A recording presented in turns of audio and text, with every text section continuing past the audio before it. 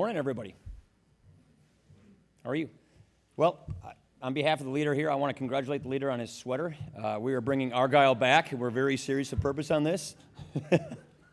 We are actually having a fantastic opportunity right here in Philadelphia, where our Constitution was inked, where the Declaration was signed. We are here exciting, talking about how we improve people's lives and get our country back on track. House Republicans and Senate Republicans are working on a plan and a bold agenda to get moving and to work with our new administration. We're very excited that we're going to be hosting Vice President Pence, President Trump, and we have Prime Minister May coming as well. So we have a lot in store. Our members are excited. We have a big, bold agenda that we're working on. And so that is what we're up here in Philadelphia to discuss. And with that, I'd like to turn it over to the Majority Leader. Yeah. Thank you, Mr. Speaker. Obviously, one of the things that is going to be explored here is a new relationship with the United Kingdom, one of our earliest and oldest allies. With their changes in their approach to trade, it opens up the opportunity for the President to discuss with the Prime Minister the possibility of a bilateral trade agreement with the British people. Interesting new topic. In the Senate, as you know, we're concentrating on getting the President's cabinet in place.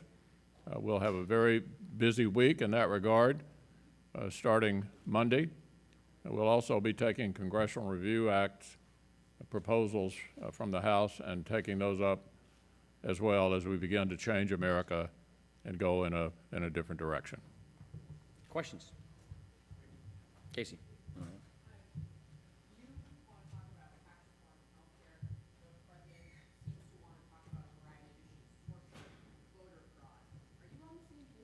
We are on the same page with the White House. We're going to be hearing from the President today. We've been working with the administration on a daily basis to map out and plan a very bold and aggressive agenda to make good on our campaign promises and to fix these problems, to repeal and replace and repair our broken healthcare system, to reform our tax code to get jobs and economic growth, to clear out the regulatory underbrush so we can get economic growth going. So we are on the same page with the administration, and we've actually worked with the administration on just basically the kind of timetable and the legislative agenda we have for 2017. So yes, we are on the same page.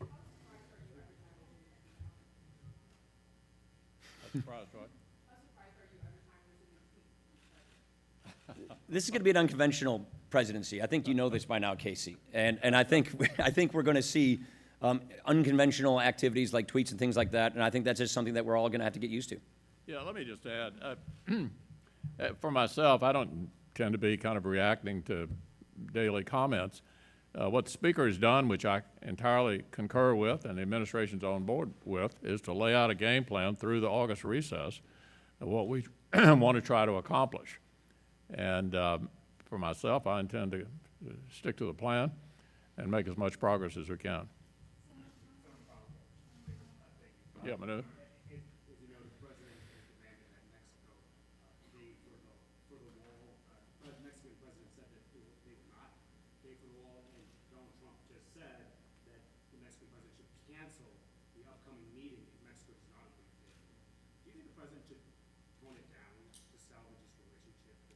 Yeah, I don't have any advice to give to the President about that issue. We are moving ahead, as the Speaker pointed out to our group yesterday, with what? Border supplemental. Yeah, of roughly 12 to 15. Yeah, 12 to 15 billion dollars. So we intend to address the wall issue ourselves, and the President can deal with his relations with other countries on that issue and other issues. I think we'll be fine. Drucker.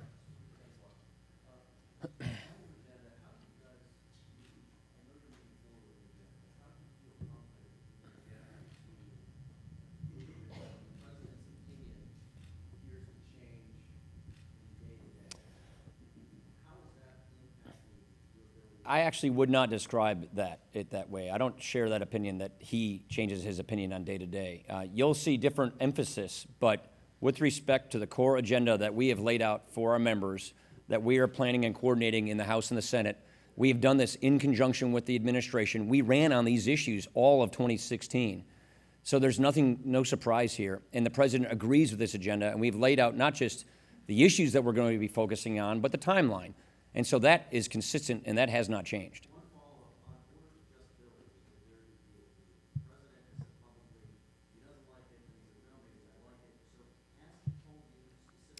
we're in a we are in a very good place on tax reform.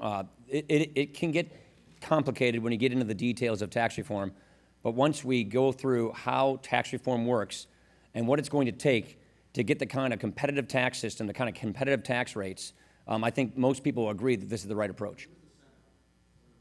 We're going to work the legislative process through.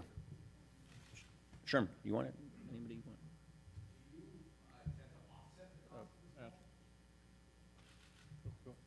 No. President Trump has signaled that he wants to look at, maybe modify the ban on torture. Is this a debate that your members want to have? What's your take on this? Well, I think the director of the CIA has made it clear he's going to follow the law, and I believe virtually all of my members are comfortable with the state of the law on that issue now. And torture's illegal, and torture's not legal. So, and we agree with it not being legal. Yeah. Oh, it's the lady in the glasses behind you. Sorry. A little louder, please. Just how important is making a deal with Britain? Just how difficult will it be to collapse actually vetting rules which fundamentally go against British policy? Well, the last part of your question is not even a document from the Trump administration. That's not policy from the Trump administration, so push that aside. We have a very, very special and unique relationship with Great Britain. We value this relationship. I think the fact that the Prime Minister is coming to meet with us today is testament to the fact that this is a very important relationship that we value, and we believe going forward we can do more things like trade and the rest to help increase our bonds and our ties and to help each of our two nations. Speaker Ryan has laid out a very impressive agenda for the next 200 days. We know that the Senate is not always on the same timetable, not even. Really? So quickly, could you address the agenda as laid out and what might, whether the Senate can move at that speed? Yeah, the two biggest issues we're moving forward with in the first half of the year, obviously, are repealing and replacing Obamacare and tax reform. Both of those we anticipate having little or no Democratic cooperation. So we are working with the House to make sure these measures are reconcilable. And the Speaker understands the challenges of getting things through the Senate. That's been true for 240 years. But we're aware of those challenges, and we think we can move forward. In addition, obviously, we have all this other responsibility the House doesn't have, 1,200 presidential appointments that are subject to Senate confirmation. So we're big in the personnel business on top of the other challenges of moving forward. But that's why you can anticipate two reconciliation measures in the first 6 months. Yeah, let me just jump on that. We are in complete concert with one another, and we in the House respect the fact that they have a different rule system and it takes more time. Oh, and that they have additional responsibilities than we have in the House, as the majority leader just said, approving not just cabinet secretaries. They're going to have judges coming through. They're going to have lower level appointments, 1,200, I think, altogether. So our agenda is designed to incorporate that as well, and that is something we walked our members through so that they can appreciate the differences between the House and the Senate and the responsibilities. Even with all of that, we have a very good agenda and timetable in store. Yeah.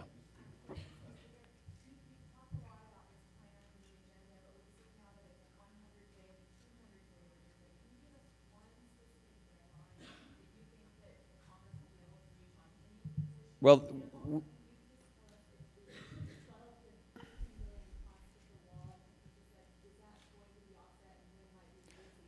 so we don't want to set arbitrary deadlines on things. We want to get things right. We want to get them done the right way. We want to move quickly, but we want to get things right. There are statutory deadlines that we clearly will have to deal with. April 28th is a pretty important statutory deadline. September 30th is an important statutory deadline. Those are the things that clearly are going to help guide us. The reason we've moved our agenda from a 100-day agenda to a 200-day agenda is to appreciate the last question, which is the Senate has to do more things. We're anticipating a Supreme Court justice. They have to process that. They've got all of the cabinet. That is why we've moved our agenda basically to filling most of the calendar for 2017, which is a very bold and aggressive agenda because we feel that we have an obligation to make good on the commitments we made in this campaign. We are trying to fix people's problems in this country. Healthcare is collapsing. We've got to fix it. The economy is nowhere near its potential. That's why regulatory reform and tax reform are important for faster economic growth, a healthy economy, more jobs, higher wages. These are the things that people elected us to do. Now we want to follow up on those, and that's why it's going to take more than simply 100 days. Oh, the cost of the wall, we anticipate a supplemental coming from the administration. First of all, we have to get the OMB director over in place, and then we will anticipate a supplemental, like any administration, when they come in, to give a supplemental to Congress, and then we'll process that supplemental before the end of the current fiscal year expires.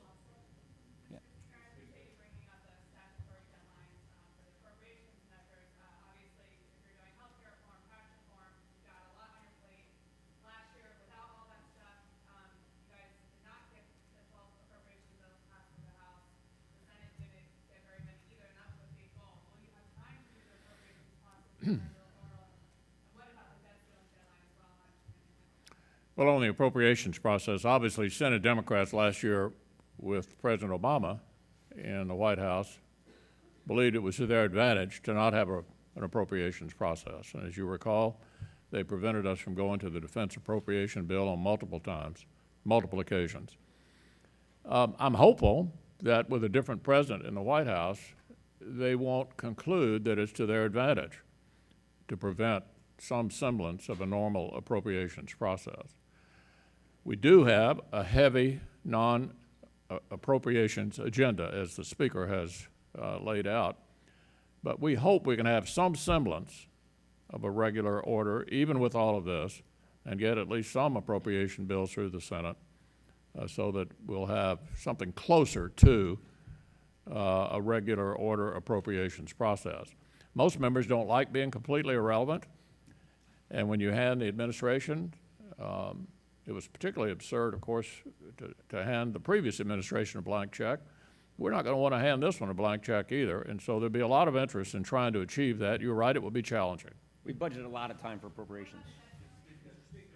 That's up to the Treasury, so we will, in consultations with the Treasury Secretary, find out when they anticipate the penetration of the debt ceiling, and that's something we're going to deal with in conjunction with the White House at that time. Chad. We don't do people shouting out, okay? Chad.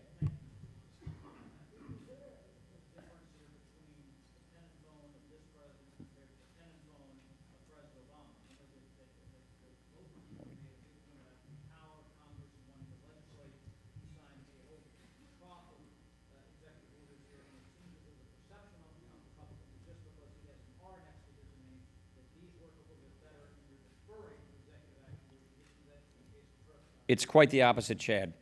President Obama used his pen and phone and executive orders to exceed his power in our perspective.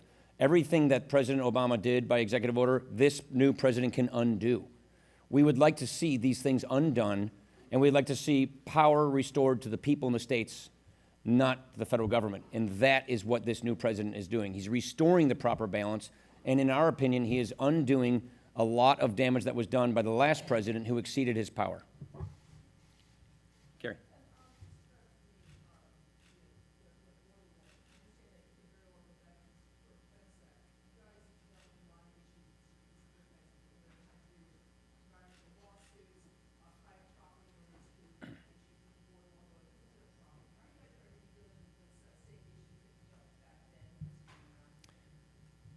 I think if you take a look at the history of the Secure Fence Act, the last administration frustrated the deployment of the fence.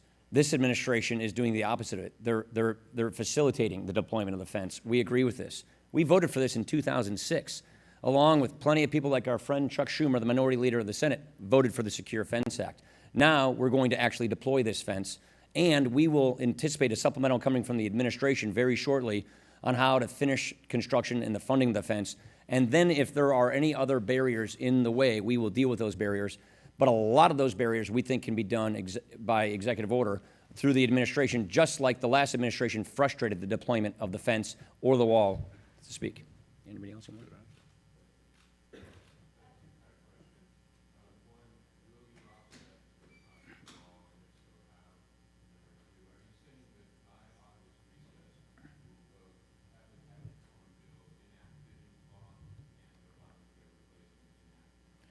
So as far as the offset, we're going to wait and see from the administration what their supplemental looks like. I'm not going to get ahead of a policy and a bill that has not been written yet. But the point is we are going to finance the Secure Fence Act, which is the construction of the physical barrier on the border. We have ambitious goals and ambitious timelines. Our goal is to get these laws done in 2017. We aspire to get most of these big things done by the August recess because that's when Congress does most of its legislating.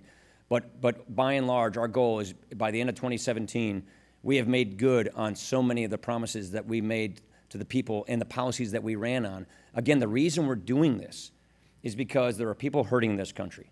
The reason we're doing this is because America is not anywhere near its potential.